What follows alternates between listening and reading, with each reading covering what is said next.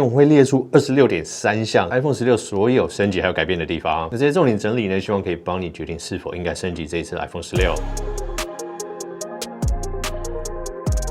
大家朋友，那现在 iPhone 16即将上市，我们再来做一个最终的细项整理，把目前的爆料还有传闻都一一的整理出来。这样列出来的方式呢，我觉得我们可能会发现，即使是你用隔代来做比较的话，还是蛮多改变的地方吗？但加上其实很多人毕竟都不会隔代升级，你可能隔个2代、3代，甚至5、6代。那这样列出来呢，可以帮助你对比一下你手上的手机，看看这样的升级到底是鸡肋还是鱼翅。好像没有这样的讲法。那么直接开始，不浪费大家时间，然后但先说明，最终的规格细节还是要等苹果的发表会还有官方的新闻稿为准。那 OK 的话，那我们继续看下去吧。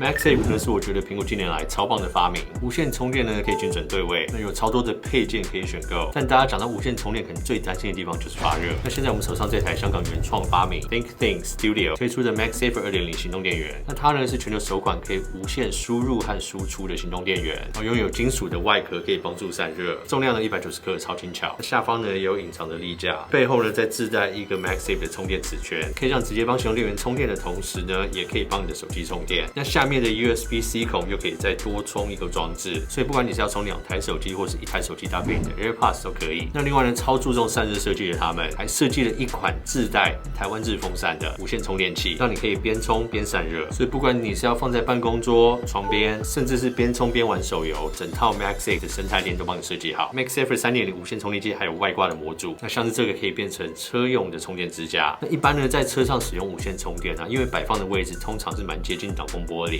那你直接用冷气去吹它呢，又会担心这样的温差让你的手机内部产生湿气，所以用这种自带降温风扇的无线充电装置，让充电起来就更加的温和。同时呢，在温控稳定的控制下，充电的效率也更加提升，这样呢对你的电池保护性就更佳。你也可以在你的车上一边充你的行动电源，再让你的手机一起充电，这样当你到达目的地的时候，不止手机充饱了，你的行动电源也充饱，可以带下车用，超级方便。那他们产品呢，对 iPhone 可以支援最高输出15瓦。那这是我们手上3星的手机，也可以启动无线闪充，是少数支援双系统无线快充的行动电源还有充电器。那他们也一直在持续开发整个生态系的产品，未来也会有更多周边产品的支援。那像是募资呢，在台湾正式开跑，拥有台湾电检通过与代理商保障。那我们会把限量的超早鸟优惠链接放在下方，那大家再快点手到去抢购喽。好啦，首先绝对不要小看数字系列，因为去年 iPhone 15呢，我个人最推荐的就是 iPhone 15的无印版本，做了很多支影片推荐，那身边有很多人购买。那有人说我推荐数字系列就是果黑，我还是深刻检讨一下我自己。但说真的，在一般人的使用情境下，这种无印系列当然还是最高性价比的选择。这是 iPhone 16还有16 Plus 上面的第一个改变的点，他们说会使用更新一代的萤幕，然后峰值亮度也会变高，但是大家所期待这个120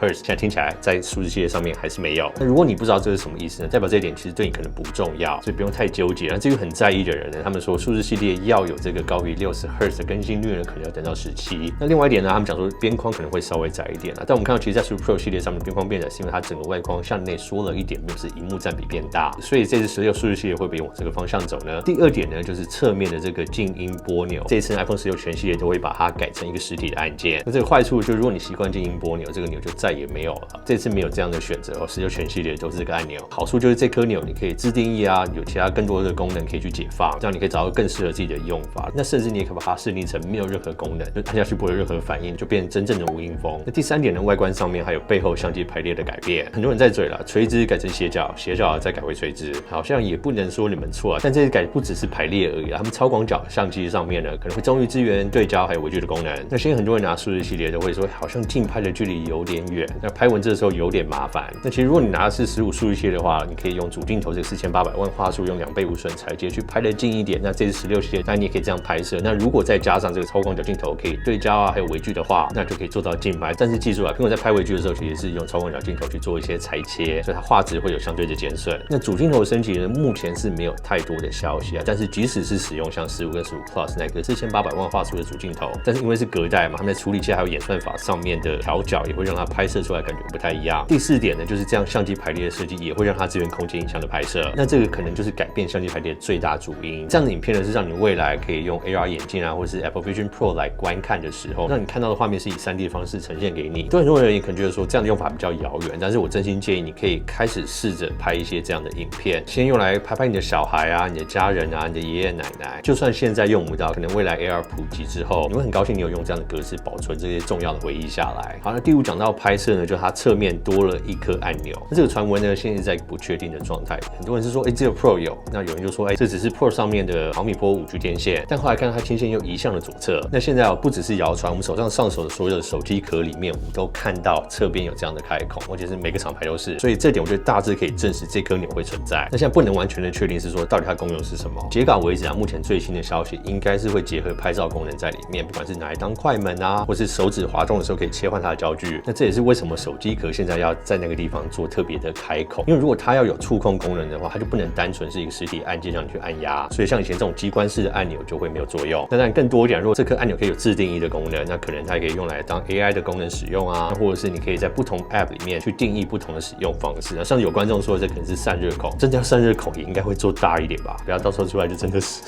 好，那第6点呢，就是收音的麦克风在升级。为了可以更好接收 Siri 的指令，外媒指出这一次的收音麦克风会再次升级。这项技术呢，其实早在苹果做 HomePod 的时候就已经在精进。当时 HomePod 就你可以在很嘈杂的情境下，其实它在播放音乐，它还是可以非常清楚听到你对 Siri 的要求。这一点当时觉得是很厉害，像是黑科技一样。这次苹果呢，因为要在所有他们全线手机上面大大加强 Siri 还有 ChatGPT 的应用，也会再次在他们麦克风硬体还有演算法上面加强。那第7点呢，使用的处理器 A18 不会再延续用上一代的 A17啊，像先前数字系一样，这颗 A18 呢不只是命名好听不一样而已啦，它也是3奈米的第2代处理器，所以整体设计上都是有差异。那稳定性呢，据说就是这一次新的处理器的重点。再来就是 AI 的本地运算能力。那外面说呢，即使是数字系列搭载的 A18后，它里面也会搭载8GB 的记忆体，可能跟 A18 Pro 的差距就在于它 GPU 的核心数，或者苹果可能直接就是用锁核心数的方式来拆分这2个处理器。个人是比较希望，反正只要稳定就好。那其他的部分我们来讲到 AI， 就是下一个第8点，那就是 AI 功能资源。那这次 AI 据说是 iPhone 16的主轴，可以说是整个发表会的主轴吧。你的这个邀请函上面的 logo 或者说这个 AI Siri 的样子，那处理器呢也是为了这一点设计，提升麦克风啊、记忆体也都是为了这个。那我们先跟大家分析过，我们台湾因为是使用繁体中文，那目前还没有确切支援的时间表。但如果你使用的是美国英文的话，我们目前所有消息整理起来的时间表如下：文字生成式啊，像这种简短回讯息啊、email 整理啊，甚至帮你写 email 换不同的语气，会在 iOS 8.1的版本正式推出。那这个依照上市的周期来讲，应该是在9月底到10月底之间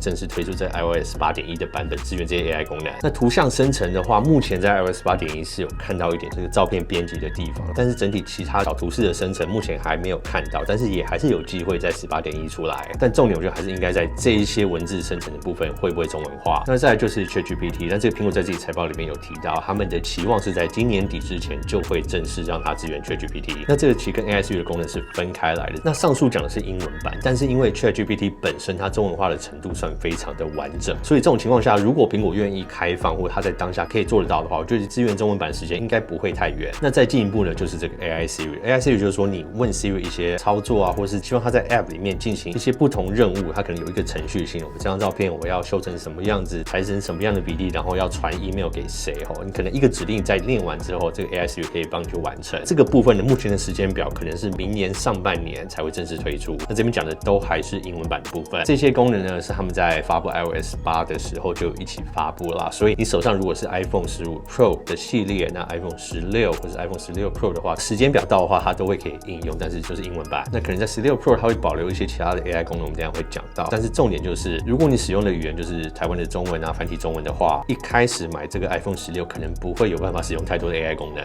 那第9点呢，就是 WiFi 规格的升级。那先前15的无印系列还是停在 WiFi 6，没有跟着 Pro 系列一起上到 WiFi 6E。1，据说这次 Pro 版还会再次升级，使用到 WiFi 7，那所以代表 iPhone 16无印系列就有机会升级到 WiFi 6或者 WiFi 7吗？但如果你现在在问说，这个到底差距在哪？网速的差距对你重不重要？那我觉得会问的话，可能你不知道这个差距，代表第一，你可能也没有觉得说你现在使用 WiFi 的速度有什么太缓慢的现象。那再就是你的使用空间也不一定有这样的分享器啊，或是你的网络供应商你也没有买到这样的速度，所以我觉得这一点对一般用户真的是还好，不用太纠结了。因为如果你去纠结这个数字，说WiFi 7可以支援到多快的速度，然后你家里的网速只有20 M 的话，那为了这个去升级其实也没什么意义。那第10点呢，就是散热设计。那这些新的模组设计呢，据说会加大导热片，电池模组的地方也会使用多层的电池，然后再用金属去包覆，去增加它热能的传导。那这点现在是在 Pro 系列上面的传闻，那是不是也会在数字系列上面看到？还是说呢，苹果会在成本还有重量上的考量，在数字系列上面拿掉这样的设计？那第11点呢，就是电池的容量。刚刚讲到这一点呢，就是因为这次在传出的电池容量里面有一些很诡异的地方。现在传出来的16会使用3561毫安时，对比上一代提升6%，但是16 Plus 是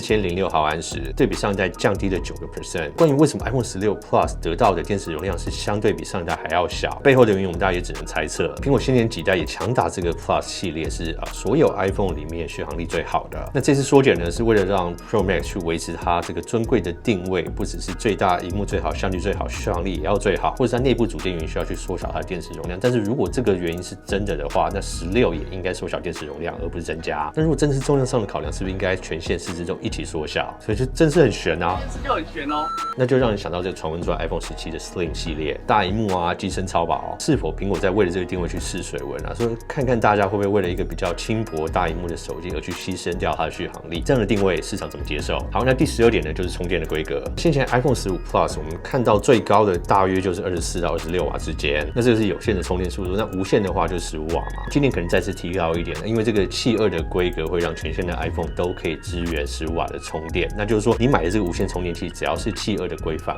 你就可以支援15瓦。苹果还是有在贩卖自己的 MagSafe 的规格跟认证嘛，对不对？那所以苹果很可能就是把这个20瓦的无线充电锁在自己的 MagSafe 规格上面，保留这个规格给他们自己认证的产品啊，同时也可以收点钱嘛。那第13点呢，就是新颜色。那现在传出来的新颜色呢是黑白、蓝、绿粉，但对比上一代就是饱和度稍微调整一下，好像每一代就是这样深浅调一调。好，那上述就13点数字无印系列比较显著的更新跟改变。那下一个我们就来讲 iPhone 16 Pro 系列。那一样，我们先从外形开始。那第一个大改变就是它的尺寸，那整个机身尺寸都会增大，很像目前我们有上手的 Pixel 9 Pro、Pro XL。实际上上手其实不会太有感啦，除非你左右拿起来比对。那么以 Pro Max 来讲，它的厚度会稍微增加 0.01公里，高度增加 3.1公里，然后宽度增加不到1公里。那重量这边预估是增加4克，听起来没有太多，但是因为这次内部组件的更动还蛮大的，我很好奇这个4克是不是真的最终的数字？更大的电池、更大的机身、更大的零件，然后只增加4克。那大家猜一猜，现在 iPhone 16是 iPhone 第一代的几倍大？先说我不知道答案。那第二点呢，就是荧幕。那这一次尺寸变大，荧幕的尺寸也一起加大。那 iPhone 16 Pro 是增大到6.3寸，16 Pro Max 增大到6.9寸，对比上一代呢多了大概1点多英寸。那使用最新一代三星的 OLED 荧幕，提升它光线的穿透度，荧幕的色调啊，还有峰值亮度都会再次提升。那其实 iPhone 一直以来都有在使用三星的荧幕啦，因为上次有人说荧幕是三星的就不买，那如果这样好像很多手机都不能买。那这个荧幕的好处就是它在更高的亮度上还能更省电，可以减少烙印啊，延长它的使用寿命。但这个毕竟是新品啊，所以我觉得长期使用下来到底品质如何还很难说。但不管怎么样，能更省电就是好事。那第3点呢，外观除了是尺寸之外呢，设计语言基本上维持。那刚有提到这个侧面的快门键也是一样会在 Pro 系列上面。合理来说啊，如果真的只是搭配拍照来使用的话，在 Pro 系列上面是更加合理啊，因为每一年的 Pro 系列好像都是在拍照啊，还有录影上面跟数字系列去做出一些区隔。那外媒提到这个滑动这个按钮可以去改变它的焦段，那在 Pro 系列上面也更加的合理，因为它就是有3颗镜头，那这5倍的长焦从1到5的时候，感觉是真的比较需要去滑动它。那这样的使用模式在操作上也真的可以更顺手。第4点呢，背后的相机一样维持这个3镜头的排列。那从11代用到16代、12、13、14、15、16，5年，苹果你真。但截稿之前有一些消息传出，就是镜头上呢，在2支 Pro 系列上面都会有差距。以苹果近年来的操作是也蛮有可能。我们首先就先来讲这个主镜头。目前传出呢，在 Pro Max 系列上面会使用 Sony 的 IMX903堆叠式感光元件，14位元的 ADC， 尺寸为1:1.14英寸，4800万画素，1.4微米的单颗像素大小。那你像素融合时拍摄1200万画素的时候为2.8微米，对比上一代的感光元件是1:1.28英寸，尺寸上的差距还是算明显。那上一代呢是1.22微米的的单颗像素，像素融合时呢为2.44微米。那另外呢，他们说这个感光元件在 HDR 的表现上面，尤其在高光的处理下会更加进步。可我觉得这边很看苹果自己怎么去调教。这个地方一直以来是苹果照片或者影片比较容易过曝的地方。还有呢，这颗感光元件也可以支援 4K 拍摄更高的帧数，所以是否我们期待的 4K 140帧就要来呢？我觉得还是要取决于它的散热表现怎么样。那另外呢，这颗感光元件是 Sony 他们被誉为专门为了高规格录影所做设计的，但是带来外观的一些劣势，就是它镜头凸起的地方会再更加的显著。那传闻说 Pro 还是会使用去年的 IMX803 感光元件，但这点还没有完全被证实。但是苹果在12 Pro 跟 Pro Max 是有做出这样的差异，所以这个其实是有往例啦。那第5点呢，就是超广角镜头终于不再是这个万年的1200万画素。那虽然感光元件一直都有在升级，但它的画素还是停在1200万。那据说这一次呢，在 Pro 系列上面全线都会升级到4800万画素。那这样有几个好处啊，在0.5倍到1倍切换之间，然后尤其是在录影的时候可以得到更好的画质。那另外一点呢，现在拍摄微距照片它就会在做裁切嘛，那有时候这样一裁下来，真的一放大那个画质惨不忍睹。那有更多的画素在微距照片裁切之后呢，它的画质表现也会更好。那影片上可能就看这次感光元件尺寸的大小。那我自己是希望它光源不好的时候，拍摄影片可以更加进步。那第6点呢，就是长焦镜头的改变。截稿前，目前最新的小文其实蛮两极，然后美国那边的消息是说，两个都还是一样使用5倍镜。但现在有个韩国的新闻，他们说，LG 有拿下将近1半订单新的潜望式镜头，所以就有个说法说，可能这次在 iPhone 16 Pro Max 这一支机种上面，它的长焦镜头会再进步。但这点消息呢，目前还没有被很多人证实。